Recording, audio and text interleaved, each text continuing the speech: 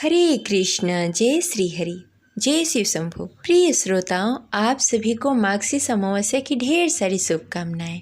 आप सभी पर भगवान भोलेनाथ और माता पार्वती की कृपा सदा सर्वदा बनी रहे। आज सुनेंगे माघ अमावस्या व्रत कथा। तो प्रेम से बोलिए शिव जी माता पार्वती की जय। जय शिव शंभु। हर हर महादेव। प्रिय श्रोताओं, माघ अमावस्या को अगहन अमावस्या भी कहते हैं। इस दिन पवित्र नदियों में स्नान करके दान करने का विशेष महत्व माना जाता है। माघ मास को दान्य पुण्य का महीना माना जाता है। श्रीमद् भागवत में भगवान श्री कृष्ण ने कहा है कि मैं मासों में माघ मास हूँ। यह महीना भगवान श्री कृष्ण को अति प्रिय है। इस महीने में स्नान करके दान पुण्य करने का विशेष महत्व माना जाता है। खास तौर से इस महीने की एकादशी, अमावस्या और पूर्णिमा बेहद ही खास होती है। इस दिन विधि विधान से भगवान शिव और माता पार्वती की पूजा आराधना करनी चाहिए। साथ ही भगवान विष्णु की पूजा करनी चाहिए। इसके साथ ही गरीब जरूरतमंद लोगों को दान पुण्य करना चाहिए। इस समय सर्दी का समय होता है, तो आप उन्हीं चीज़ों का दान कर सकते हैं। स्वेटर, शॉल, कंबल, इन सब चीज़ों का दान करना बेहद ही उत्तम माना जाता है। इसके साथ ही अन्न दान अवश्य करना चाहिए।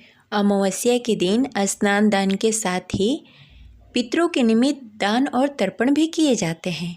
ऐसा करने से पितृ प्रसन्न होते हैं और अपने परिवारजनों को आशीर्वाद प्रदान करते हैं, जिससे घर में सुख, शांति, समृद्धि बनी रहती है। साथ ही अमावस्या के दिन व्रत रखकर पूजन किया जाता है और व्रत कथा सुनी जाती है। तो चलिए सुनते हैं अमावस्या व्रत कथा। उससे पहले इस वीडियो को लाइक करके कमेंट बॉक्स में हर हर महादेव अवश्य लिख दें। आपका लाइक और कमेंट हमारे लिए बहुत महत्वपूर्ण है। इससे हमें प्रोत्साहन मिलती है आगे वीडियो बनाने के लिए। अमावस्या व्रत कथा के अनुसार एक नगर में एक गरीब ब्राह्मण परिवार रहता था, जिसमें पति पत्नी और उसकी एक पुत्री थी।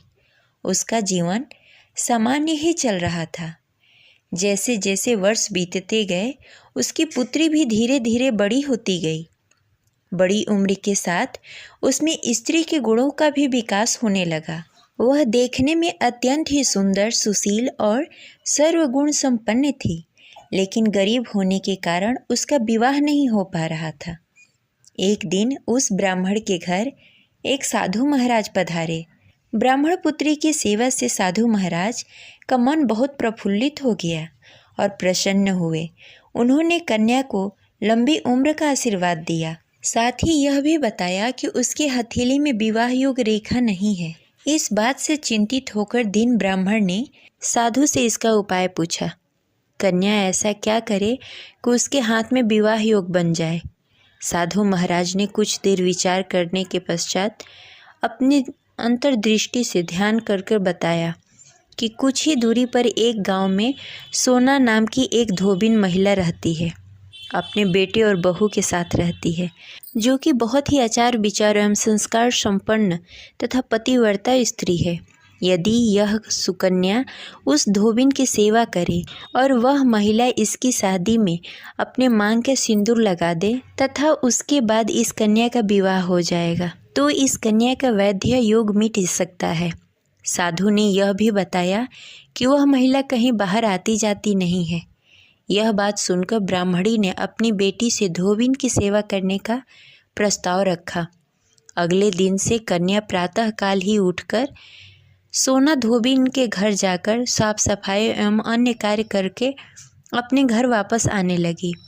एक दिन सोना धोबिन अपनी बहू से पूछती है कि तुम तो सुबह ही उठकर सारे काम कर लेती हो और पता भी नहीं चलता। बहू ने कहा, माँ जी, मैंने तो सोचा कि आप ही सुबह उठकर सारे काम खुद ही खत्म कर लेती हैं।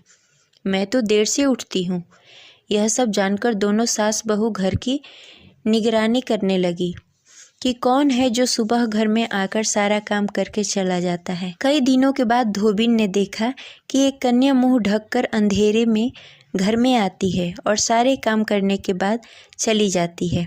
जब वह जाने लगी तो सोना धोबिन ने उसका पैर पकड़ लिया और पूछने लगी कि आप कौन हैं और इस तरह छुपकर मेरे घर में चाकरी क्यों करती हैं। तब कन्या ने साधु द्वारा कही गई सारी बातें बताई। सोना धोबिन पति परायण थी, अतः उसमें तेज था। वह तैयार हो गई। सोना धोबिन के पति थोड़ा अस्वस्थ थे। उसने अपनी बहू से अपने लौटकर आने तक घर पर ही रहने को कहा। सोना धोबिन ने जैसे ही अपने मांग का सिंदूर उस कन्या के मांग में लगाया तो सोना धोबिन का पति मर गया। उसे इस बात का पता चल गया। वह घर से नीराजल ही चली थी, यह सोचकर कि रास्ते में कहीं पीपल का पेड़ मिलेगा तो उसे भंवरी देकर उसकी परिक्रमा करके ही जल ग्रहण करेगी। उस दिन अमावस थी। ब्राह्मण के घर मिले हुए पुआ पकवान की जगह उसने ईंट के टुकड़ों से 108 बार भंवरी देकर 108 बार पीपल के पेड़ की परिक्रमा की और उसके बाद जल ग्रहण किया। ऐसा करते ही उसके पति के मृत शरीर में वापस जान आ गई। धोबिन का पति फिर से जीवित हो उठा। इसीलिए सोमवती अमावस्या के दिन से शुरू करके जो व्यक्ति हर अमावस्या के दिन भंवरी देता है उसके सुख और सौभाग्य में वृद्धि होती है। पीपल के पेड़ में सभी देवताओं का वास होता है। अतः जो व्यक्ति हर अमावस्या को न कर सके वह सोमवारी अमावस्या के दिन यह अवश्य करे। वह सोमवार के दिन पड़ने वाली अमावस्या के दिन 108 वस्तुओं की भंवरी देकर सोना धोबिन और गौरी गणेश का पूजन करता है। उसे अखंड सौभाग्य की प्राप्ति होती है। ऐसी प्रचलित परंपरा है कि पहले सोमवारी अमावस के दिन धान, पान, हल्दी, सिंदूर और सुपारी की भंवरी ही देनी चाहिए। उसके बाद ही सोमवती अमावस्या को अपने सामर्थ्य के हिसाब से फल, मिठाई, सुहाग का सामान, खाने की सामग्री इत्यादि भंवरी देनी चाहिए और फिर भंवरी पर चढ़ाया गया सामान किसी सुपात्र ब्राह्मण, ननद या भांजे को दिया जा सकता है। इस प्रकार सोमवती अमावस्या की यह कथा संपन्न हुई। तो प्रेम से बोलिए गौरी पुत्र गणेश की जय। जय शिव शंभु। अब सुनते हैं अमावस्या की दूसरी कथा। अमावस्या की दूसरी कथा के अनुसार एक समय की बात है, एक ब्राह्मण अपनी पत्नी के साथ रहता था। वो दोनों ही भगवान विष्णु के बहुत बड़े भक्त थे। दोनों प्रतिदिन अपना ज़्यादातर समय भगवान के ध्यान और पूजा पाठ में बिताते थे। ब्राह्मण का घर धन्य धान्य से भरा हुआ था, किंतु संतान न होने के कारण यह दंपति अत्यंत दुखी रहा करती थी। एक दिन ब्राह्मण ने अपनी पत्नी से कहा कि मैं तपस्या करने के लिए वन में जा रहा हूँ। इसके बाद वह भगवान का भरोसा और संतान की कामना लेकर वन में तपस्या करने के लिए चला गया। ब्राह्मण को कठोर तपस्या करते हुए कई वर्ष बीत गए, लेकिन उसे फल की प्राप्ति नहीं हुई। अंत में हार मानकर ब्राह्मण ने अपने जीवन को समाप्त करने का निर्णय लिया। अपने जीवन को समाप्त करने के बारे में सोचकर उसने पेड़ की डाली पर फांसी का फंदा डाल दिया और अपने गले पर बांधने लगा। तभी वहाँ पर सुख अमावस्या प्रकट होकर बोली, हे ब्राह्मण, तुम्हारे भाग्य में 7 जन्मों तक संतान सुख नहीं लिखा है, किंतु मैं तुम्हें 2 कन्या का वरदान देती हूँ। तुम अपनी एक कन्या का नाम अमावस्या रखना और दूसरी का नाम पूनम रख देना। तुम अपनी स्त्री से कहना कि वह 1 वर्ष तक सुख अमावस्या का व्रत रखे और अमावस्या के दिन 1 कटोरी चावल भरकर उस पर दक्षिणा रखकर दान कर देना। सुख अमावस्या की बातें सुनकर ब्राह्मण घर आ गया और ये पूरा वृत्तांत अपनी पत्नी को सुनाया। सुख अमावस्या के आदेशानुसार ब्राह्मणी ने व्रत रखना प्रारंभ कर दिया। कुछ दिनों के बाद ब्राह्मण के घर में 2 कन्याओं का जन्म हुआ, जिनमें एक कन्या का नाम अमावस्या और दूसरी कन्या का नाम पूनम रखा गया। जब ब्राह्मण की दोनों बेटियां बड़ी हो गई तो ब्राह्मण ने उसका विवाह कर दिया। बड़ी बहन अमावस्या धार्मिक प्रवृत्ति की थी। वह काफ़ी समय तक भगवान की पूजा और धर्म कर्म में व्यतीत करती थी। अमावस्या के घर में सुख समृद्धि का भंडार था, पर छोटी बहन के घर में दरिद्रता छाई हुई थी। जब बड़ी बहन अमावस्या को अपनी छोटी बहन पूनम के बारे में पता चला तो वो बड़ी दुखी हुई। तब अमावस्या अपनी बहन के लिए ढेर सारा सामान लेकर उससे मिलने गई।